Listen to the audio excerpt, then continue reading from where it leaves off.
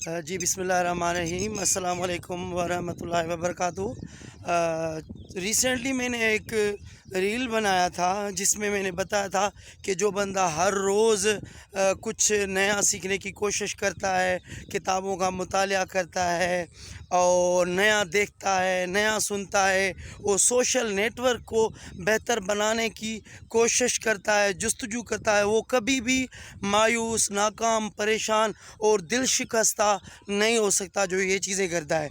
तो मुझे ख़याल आया, तो फिर आखिरकार ये जो लोग हैं परेशान भी हैं, मायूस भी हैं और दिल शिकस्ता भी हैं, उनको उम्मीद नज़र नहीं आ रही, आखिर ये क्या माजरा है।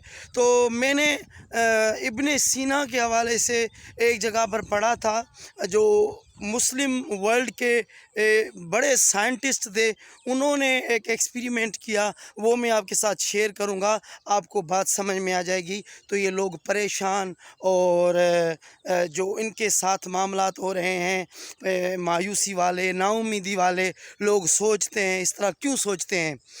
उन्होंने एक एक्सपेरिमेंट किया कि भेड़ के दो बच्चे लिए, जिनकी उम्र भी एक जितनी थी और उनको खुराक भी एक जैसी दी जाती थी, और उनको एक एक पिंजरे में बंद कर दिया। फ़र्क ये हुआ कि उन दो भेड़ के बच्चों को अलग अलग जगह पर रखा गया और एक के साथ वहाँ पर एक भेड़िया रख दिया गया पिंजरे के अंदर।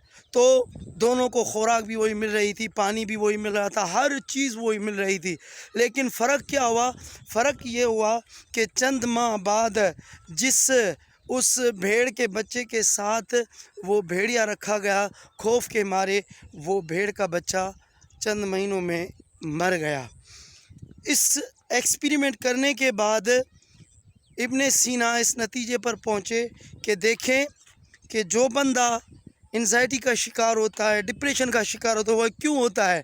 वो इसलिए होता है कि अपने आसपास हमेशा उन चीज़ों पे फोकस करता है जो हमेशा मायूसी वाली चीज़ें होती हैं, जो हमेशा नेगेटिविटी वाली चीज़ें होती हैं।